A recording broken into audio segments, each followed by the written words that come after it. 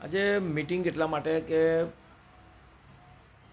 ઓગસ્ટમાં જે પ્રકારે વડોદરા શહેરમાં વરસાદ વધારે થયો અને એના કારણે જે માનવ સર્જિત પૂર એ વડોદરાને ભરડો લીધો, એના અનુસંધાનમાં શું કરવું જોઈએ એના માટે વિચારવા માટે અલગ અલગ વિસ્તારના અલગ અલગ લોકો, મેં 5 લોકો ભેગા થયા અને વિચાર કર્યો. એમાં પ્રકાશભાઈ છે, જિજ્ઞેશભાઈ છે, આનંદ શુક્લ છે, રશ્મિબેન છે.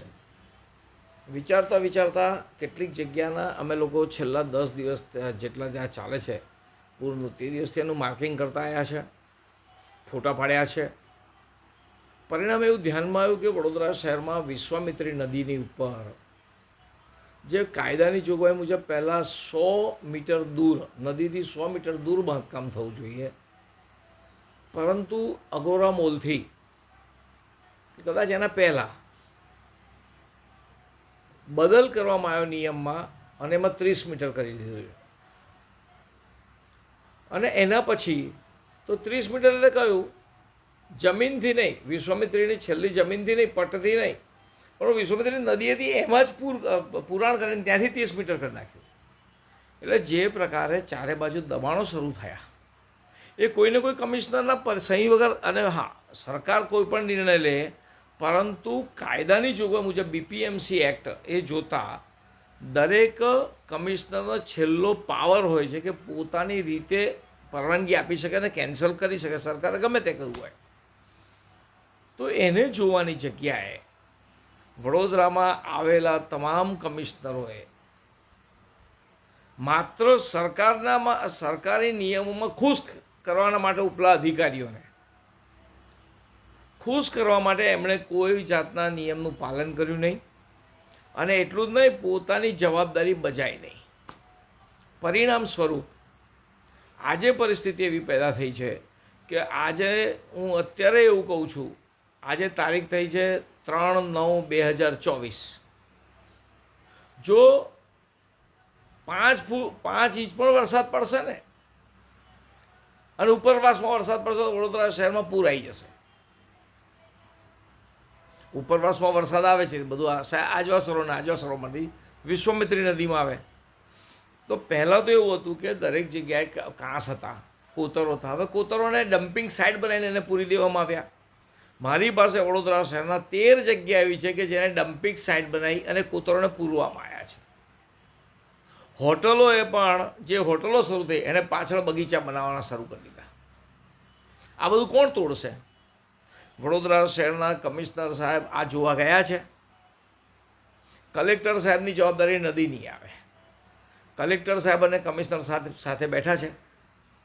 એમણે એવો વિચાર કર્યો કે વડોદરામાં વિશ્વામિત્રી નદીમાં આ પૂર આવશે તો શું થશે, શહેરનું શું થશે. પોતાની ફરજ જે બજાવવી જોઈએ યોગ્ય રીતે બજાવી છે ખરી. એટલે આજે અમારે જાગૃત નાગરિક તરીકે ભેગા થયા છીએ.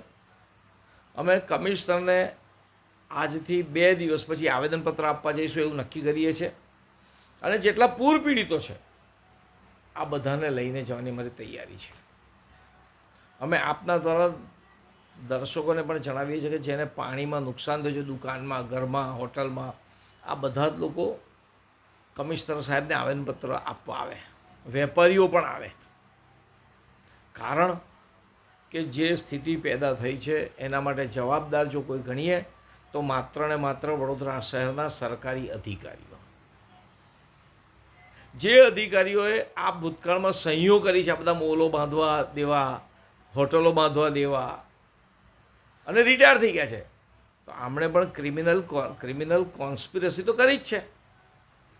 નામદાર હાઈકોર્ટ આ લોકો સામે સુઓ મોટો કાર્યવાહી કરે, એમની સામે ક્રિમિનલ કોન્સ્પિરસીનો કેસ હાઈકોર્ટ પોતાની જાતે સંજ્ઞાન લે. અને અત્યારે જે અધિકારીઓ બેઠા છે એ અધિકારીઓ પણ પોતાની ફરજમાં બેદરકારી દાખવી છે, એની પણ એમની સામે કાર્યવાહી થવી જોઈએ એવી અમારી સૌની માગ છે. અમે આગામી 2 દિવસની અંદર, અને હા, આપના દ્વારા દર્શકોને એવું કહેવા માગે છે કે જેને પણ નુકસાન થયું છે એની નોટિસ આપવાની અમે શરૂ કરીએ છીએ. બધાને જ વિનંતી છે, PIL પણ કરવાના છે. બધાને મારી વિનંતી છે કે વિશ્વામિત્રી પરના દબાણો દૂર કરવા માટે તમે અમને સાથ આપો. આપણે સાથે મળી આપણું વડોદરા, વહાલું વડોદરાને આ માનવ સર્જિત પૂરથી મુક્ત બનાવીએ. પાણીનો જવાનો રસ્તો આપો.